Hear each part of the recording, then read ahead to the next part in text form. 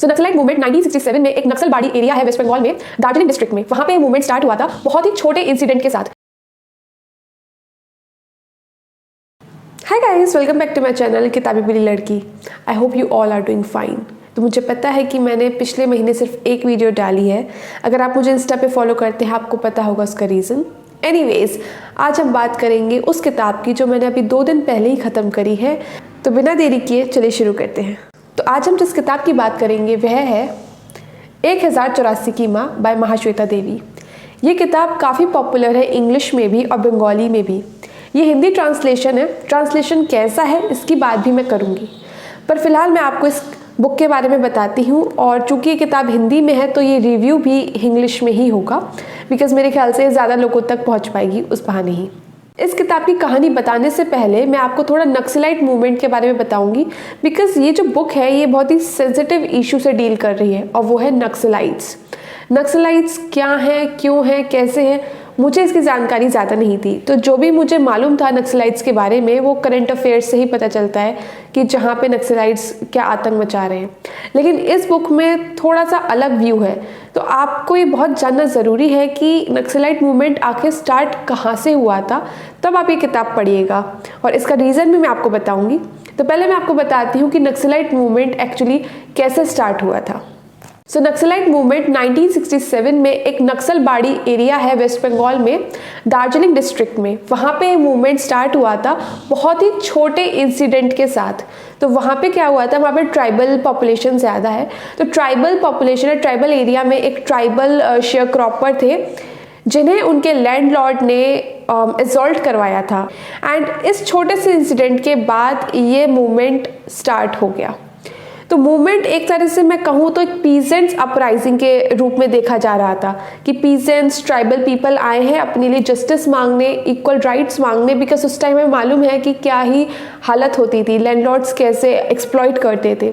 Tribal people एक बहुत ही neglected section है सोसाइटी का, तो वो अपनी आवाज़ आगे रखना चाहते थे। तो ऐसे में काफ़ी सारे educated highly intellectual youths, writers, poets सब साथ में आए, because cause was right. The point it started, the cause was right, but then it's all about I think कि कैसे आप अपनी कॉज से हट जाते हैं। और ये मूवमेंट जिस कॉज से स्टार्ट हुआ था it became a violent movement. ये वायलेंट तब बना जब चारू मजूमदार एक कम्युनिस्ट है और कम्युनिस्ट थे। ये मूवमेंट को एक वेपनाइज मूवमेंट बना दिया। उन्होंने कहा कि अब हथियार उठाने की बारी है और वो लोग टारगेट करने लग गए पुलिस ऑफिसर्स को और आर्मी पर्सनल्स को। और मेरे ख्याल से इसमें सिविलियंस की भी डेथ हुई होगी, नो डाउट। तो ऑब्वियसली उसको क्रैकडाउन करने के लिए स्टेट ने भी एक बहुत ही ब्रूटल क्रैकडाउन किया था। वहाँ पे भी काफ़ी लोगों की डेथ हुई थी। तो इस तरह से ये रिवोल्यूशन एक तरह से एक बहुत ही मैं कहूँगी जस्ट कॉज के लिए स्टार्ट हुआ था, जहाँ आप अपनी राइट्स के लिए लड़ रहे हैं, अगेंस्ट एरिस्टोक्रेसी लड़ रहे हैं। बुर्जॉय और प्रोलेटरिएट क्लास के बीच का ये स्ट्रगल था। सो बुर्जॉय, आई होप कि आपको पता हो, बुर्जॉय मतलब कि अमीर लोग, एरिस्टोक्रेट क्लास, वेयर एज प्रोलेटरिएट मतलब लो क्लास और दी वर्किंग क्लास। तो ये जो क्लास स्ट्रगल है, ये क्लास स्ट्रगल आपने पढ़ा ही होगा अपनी बेसिक हिस्ट्री क्लासेस में। सो ये क्लास स्ट्रगल यहाँ पे एक वायलेंट रूप ले लेता है। इसी मूवमेंट में बहुत सारी किलिंग्स होती हैं, बहुत सारे स्टूडेंट्स को जेलों में बंद कर दिया जाता है और बहुत सारे लोग गायब भी हो जाते हैं। और इसी क्रैकडाउन में एक लड़के की डेथ होती है जिसका नाम है व्रती। ये कहानी व्रती की है। जो व्रती है वह 20 साल का एक नौजवान है जो कि एक बुर्जॉय फैमिली से आता है, यानी कि एक रिच प्रिविलेज्ड फैमिली से आता है। और उसकी इस violent communist slash early naxalite movement में डेथ हो जाती है इन 1970। तो उसकी डेथ बॉडी का जो नंबर है वो है 1084। और ये है उसकी माँ की कहानी जो इस पूरी किताब में बेसिकली अपने बेटे व्रती का पास्ट डिस्कवर कर रही है।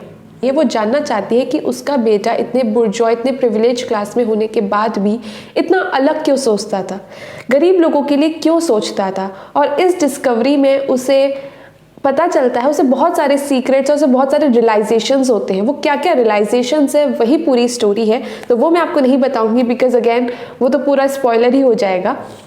बात करूंगी अगर मैं सोशल इश्यूज की, तो इसमें एक मेन स्टोरी चल रही है, वो है कि एक बेटे की डिस्कवरी, उसका रियल कैरेक्टर जानने की कोशिश। लेकिन साथ साथ इसमें बहुत सारे सोशल इश्यूज को एड्रेस किया गया है।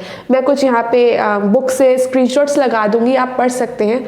तो इतने सारे सोशल इश्यूज को एड्रेस किया है महाश्वेता देवी ने, और बहुत ही खूबसूरती से स्टोरी में ब्लेंड किया है। अब बात की जाए ट्रांसलेशन की, मैं आपको ट्रांसलेटर का नाम बता देती हूँ, क्योंकि जो ट्रांसलेटर है उन्होंने बहुत ही अच्छा और बहुत ही बखूबी से काम किया है इस बुक का अनुवाद करने में बंगाली से हिंदी में। जो ट्रांसलेटर है वह है सांत्वना निगम। तो आप अगर ये हिंदी ट्रांसलेशन खरीदे तो मैं ये कहूँगी कि इस ट्रांसलेटर की और इस पब्लिकेशन हाउस की खरीदिएगा, राधा कृष्ण पब्लिकेशन। तो ट्रांसलेशन बहुत अच्छी है, पर कहीं कहीं क्या है कि कॉमन या वर्नाकुलर लैंग्वेज, जो रीजनल गांव की लैंग्वेज है, वो यूज़ की गई है। तो मुझे वो वाला पोर्शन थोड़ा सा हार्ड लगा था, मैं उसका भी स्क्रीनशॉट डाल दूंगी। अदरवाइज मेरे ख्याल से हिंदी ट्रांसलेशन बहुत ही अच्छी है, आप इसके लिए बिल्कुल जा सकते हैं। अब मैं अपने फाइनल थॉट्स बताती हूँ इस किताब पे। ये किताब एक बहुत ही सेंसिटिव इशू से डील कर रही है, वो है नक्सलाइट मूवमेंट। उसे ज़्यादा प्रोमिनेंट तरीके से नहीं दिखाया गया, उसका नाम भी एक बार यूज़ नहीं किया, बस एक बार यूज़ किया गया है, वह है उग्रवादी वामनपंथी आंदोलन, जिसकी इंग्लिश ट्रांसलेशन अगर हम करें तो वायलेंट कम्युनिस्ट स्ट्रगल। तो नक्सलाइट वर्ड नहीं यूज़ किया गया, बट अगर आप हिस्ट्री पढ़ेंगे बंगाल की, जो मुझे नहीं पता थी, लेकिन हिस्ट्री पढ़ने के बाद आपको रियलाइज़ होगा कि उस टाइम 1961 से लेकर 1971 तक का जो पीरियड था वो एक्चुअली एक अर्ली नक्सलाइट मूवमेंट था। और उसके बाद जब कांग्रेस पावर में आई तो एक 1972 में तो कैसे सब कुछ फिर नॉर्मलाइज हुआ, या कह लीजिए कि किस तरह से क्रैकडाउन हुआ था नक्सलाइट्स का, लेफ्टिस्ट कम्युनिस्ट का और इन सब का। सो किताब उस बारे में है। लेकिन मैं ये कहूँगी कि चूँकि ये मेरी पहली किताब है इस इशू पे, मैं बिल्कुल जस्टिफाई नहीं कर सकती, क्योंकि यहाँ पे जो साइड है वो व्रती की साइड है, और अगर हम व्रती की आंखों से पढ़ेंगे या उसकी माँ की आंखों से पढ़ेंगे तो ऑब्वियसली हम कहेंगे कि यार ये तो बहुत गलत हुआ। लेकिन अगर हम एक दूसरी साइड से पढ़ें कभी, जहाँ हम देखेंगे कि इस मूवमेंट में, इस वायलेंट मूवमेंट में क्या क्या हुआ था, कितने सिविलियंस की, कितने कॉमन पीपल की प्रॉपर्टी लाइफ को डैमेज पहुंचा था, तो ऑब्वियसली वो एक अलग परसेप्शन होगा। तो इसलिए मैं व्रती के कैरेक्टर को एक ग्रे जोन में रखना चाहूँगी पर्सनली। ग्रे जोन यानी कि एक ब्लैक एंड वाइट होता है, यानी कि सही या गलत, और एक ग्रे जोन होता है जो होता है बीच का। तो मेरे लिए व्रती का कैरेक्टर एक ग्रे जोन में रहेगा, क्योंकि अगर व्रती के साथ जो हुआ वो गलत है और व्रती जिसके लिए लड़ा वो बिल्कुल सही है, लेकिन क्या इस लड़ाई में, जो वायलेंट लड़ाई थी, क्या उसमें उसने कभी किसी को हर्ट नहीं किया? क्या उसमें किसी को उसने फिजिकली प्रॉपर्टी को या बॉडी को डैमेज नहीं पहुंचाया? ये मानना थोड़ा मुश्किल है। तो वो एक ग्रे जोन वाला एरिया है जिसमें मैं व्रती को रखना चाहूँगी। लेकिन उसके अलावा चूँकि बहुत ही सेंसिटिव इशू है, आई थिंक आपको थोड़ी सी हिस्ट्री पता होनी चाहिए, जो मैंने आपको इंट्रो में बता दी है। इसलिए मैंने आपको हिस्ट्री बता दी है, ताकि ये किताब जब भी आप उठाएं तो आपको मालूम हो कि आप उस टाइम की एक स्टोरी पढ़ रहे हैं जब ये मूवमेंट स्टार्ट ही हुआ था और उस टाइम क्या कॉजेस थे। तो ये था बुक का रिव्यू। क्या आपको पता है कि ये बुक इतनी ज़्यादा क्रिटिकली एक्लेम्ड है, लिटरेचर के सिलेबस में है, कि इसके ऊपर एक आर्ट मूवी बनी है इसी नाम से, 1084 की माँ, जिसमें अनुपम खेर और जया बच्चन है। जया बच्चन व्रती की माँ बनी है और अनुपम खेर व्रती के डैड। तो ये जो मूवी है इसकी लिंक मैं आपको दे दूंगी डिस्क्रिप्शन बॉक्स में। ये यूट्यूब पे भी है, बस क्वालिटी थोड़ी डिग्रेडेड है, अदरवाइज ये अभी यूट्यूब पे अवेलेबल है, आप इसे देख सकते हैं। बात की जाए फिल्म की, तो फिल्म और बुक में ज़्यादा अंतर नहीं है, पर जो बुक है उसकी जो एंडिंग है वो एक ओपन एंड है, यानी कि वो आपके ऊपर, आपके इंटरप्रिटेशन के ऊपर छोड़ दी गई है कि आप उसका क्या बनाएंगे। लेकिन मूवी में थोड़ा सा क्लोजर दिया गया है, जो कि बुक के इंटरप्रिटेशन से, मेरे इंटरप्रिटेशन से अलग है, लेकिन मैं सेटिस्फाइड थी क्योंकि मुझे वो क्लोजर भी बहुत अच्छा लगा।